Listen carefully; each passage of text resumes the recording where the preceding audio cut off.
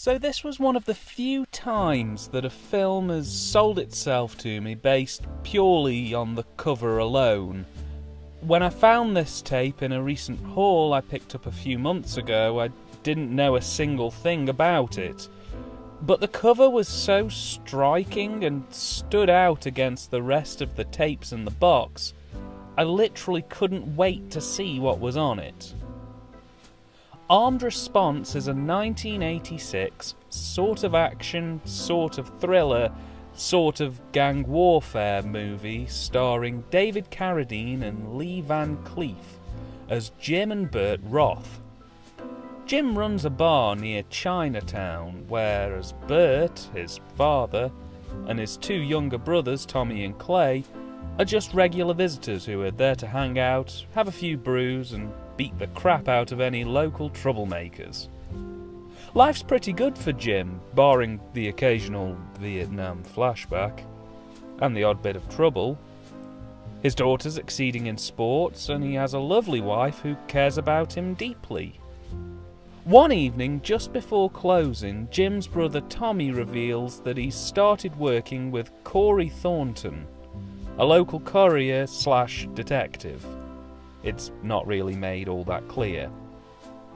Both Bert and Jim are very apprehensive about Tommy working for Corey, but they figure that work is work and that if Tommy can handle himself, so be it. A short time later, Corey comes to the bar to inform Tommy that they've got a gig set for the next day.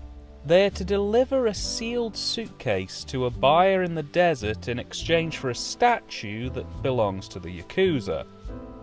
Tommy ends up handcuffed to the briefcase for safekeeping, and the next day they go to the desert, where it's revealed that the case contains $1 million. The deal goes ahead as planned, but Corey double-crosses the statue sellers and Tommy by shooting the sellers and trying to take off with the statue and the money.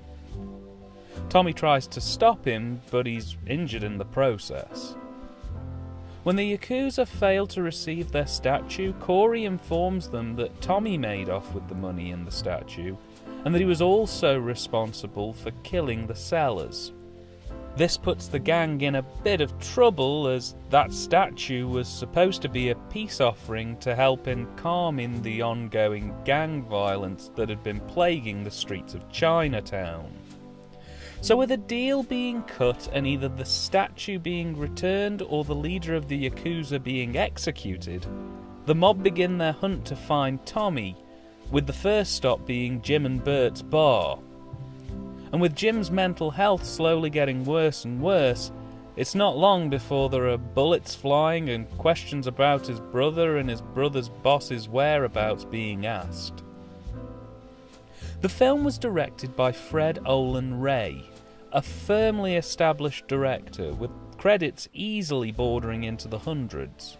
Though he's probably best known for his direction work on the Hollywood Chainsaw Hookers, Evil Toons, and at one point he even had a crack at the Emmanuelle series. The guy's by no means new to this kind of filmmaking, and Armed Response would have hardly been a challenge for him.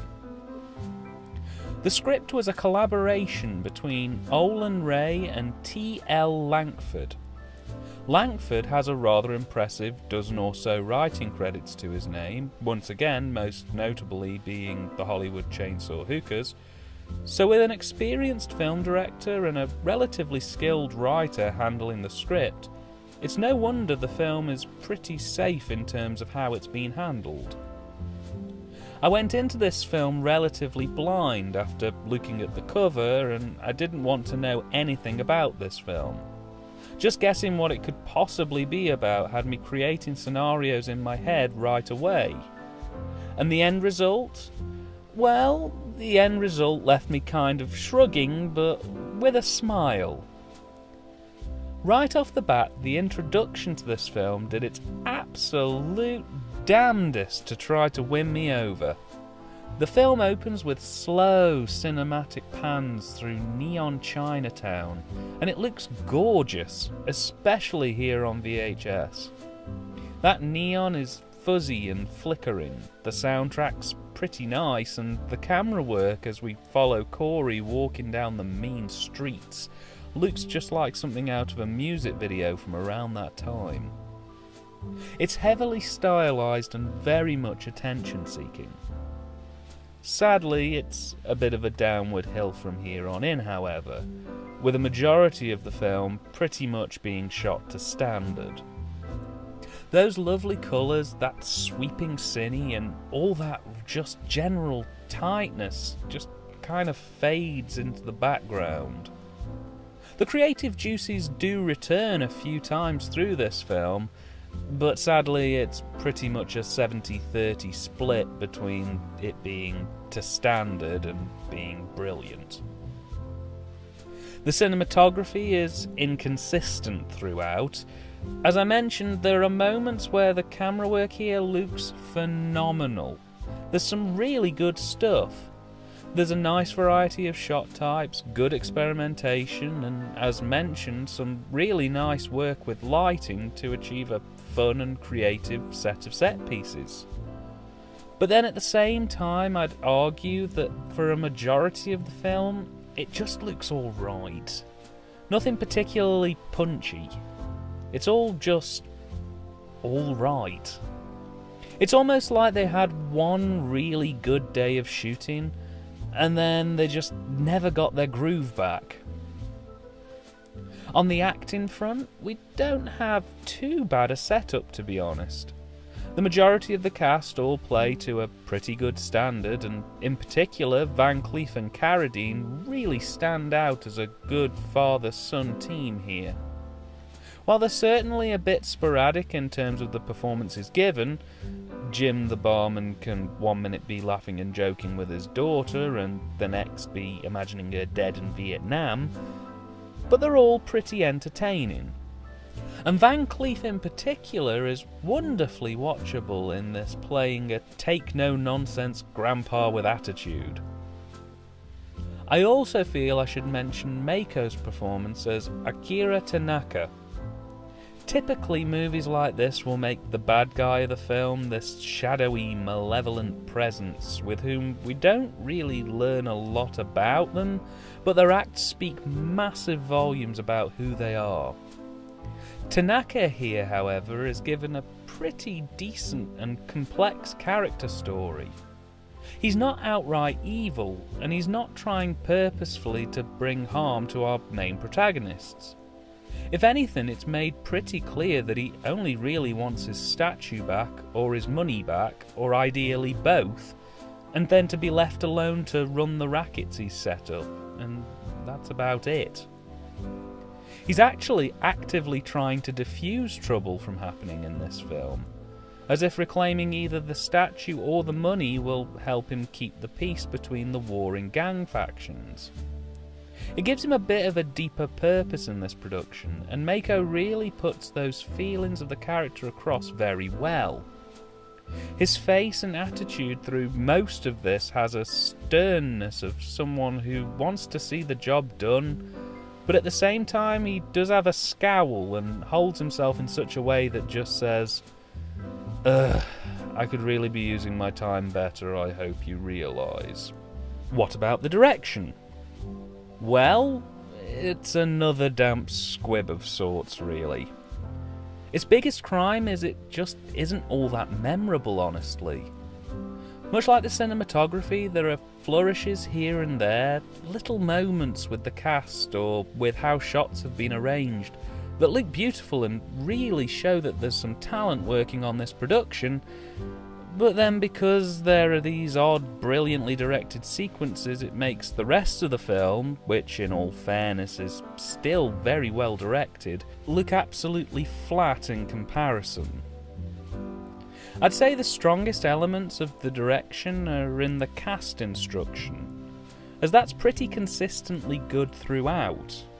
However, so much more could have been done stylistically to make the film really stand out and have some oomph behind it.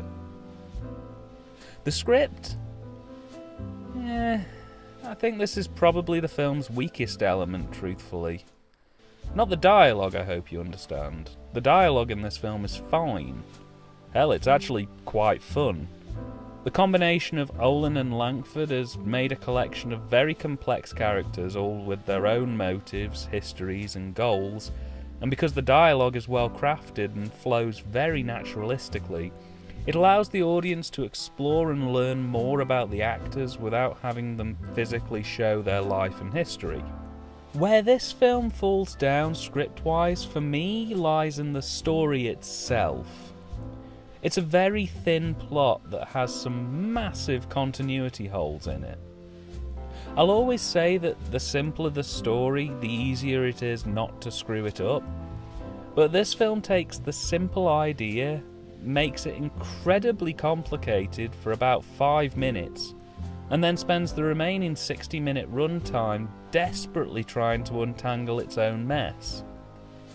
Ross Hagen's character Corey is one of the biggest examples of this.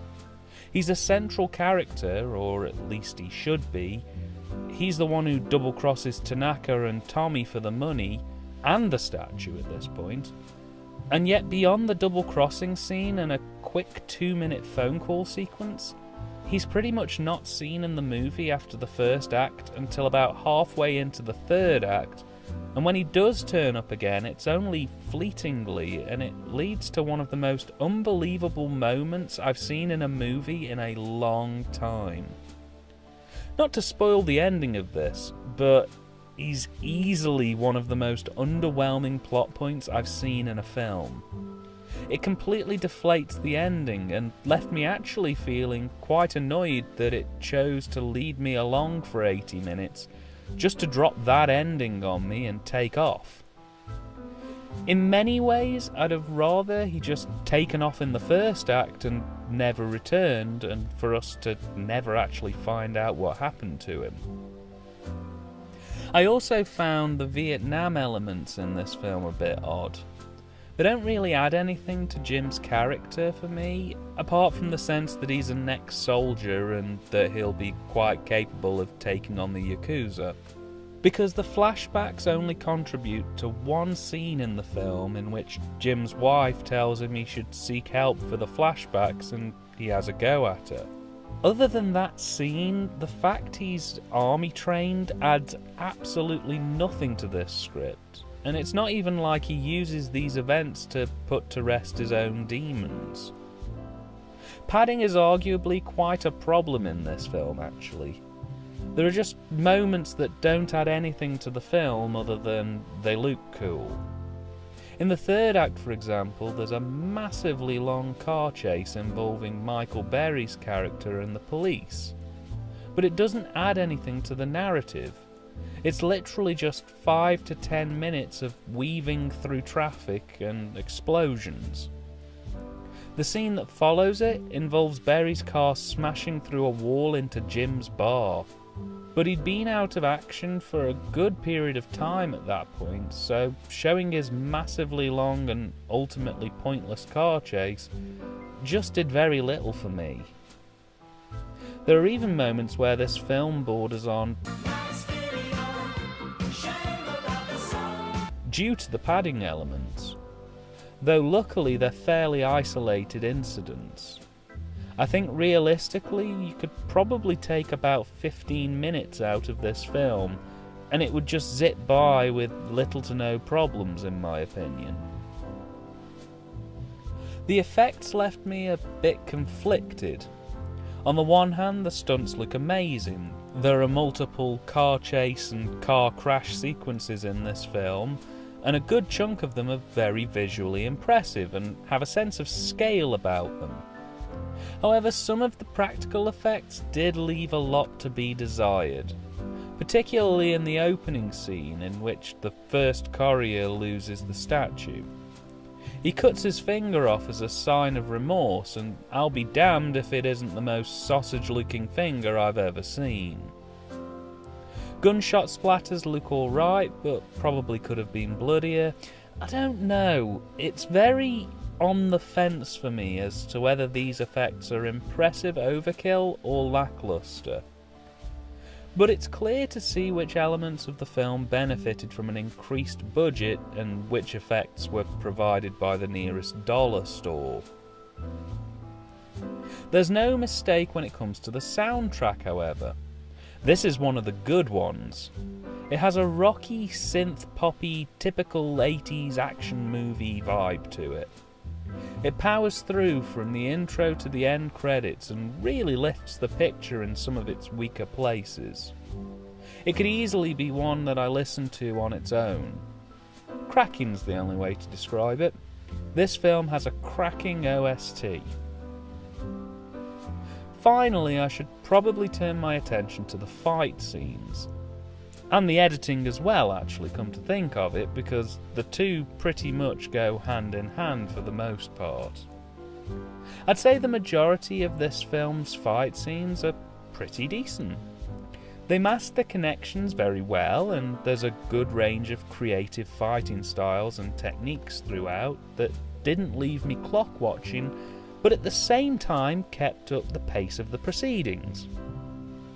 The editing of these scenes is equally fast-paced, it's creatively timed and very precise, though this did make me wonder whether someone else had had involvement in cutting this film besides Miriam Priesel, because while the majority of this film is nice and tight and flows just about right, there are some moments where things get a bit ham-fisted, without any real explanation as to why.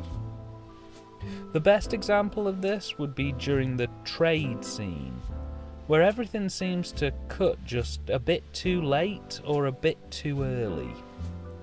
The dialogue becomes unnaturally stilted and the whole thing just feels weird when compared to the rest of the film. Also, near the beginning of the film, there are several shots of Chinatown that, speaking as an editor myself, I wouldn't have used because it makes Chinatown look like it's about the size of a postage stamp rather than the sprawling mean street suburb it's pretending to be. I don't know whether the director or someone in charge of the distribution had a go at recutting a few scenes, or whether there was just trouble on the shoot itself, and if this was all Miriam's hard work, then yeah, fair enough, but it just seemed a bit odd. My copy of Armed Response was released on VHS in 1987 by Entertainment in Video, and I really can't complain about the quality. This tape's held up remarkably well considering that it's now 30 plus years old. Also, I was deeply upset to find out that this VHS release's cover art isn't really very well represented in high quality online. Something I'm going to try and sort out. The best representation this cover had online before I scanned it was just a 500 by 500 pixel image, which is mad. The film had a DVD release back in 2001 on the Film 2000 label. Though I can't really comment on the quality of the print on that disc, I would be fairly confident that it wouldn't be that much of an improvement over the VHS copy in all honesty. It also seems that Amazon's a bit confused between this version of Armed Response and a 2017 film also called Armed Response that stars Wesley Snipes. I say this because they're offering a Blu-ray release of the Snipes film on the same page as the DVD version of the 80s one. Overall, this was a fun little B-movie.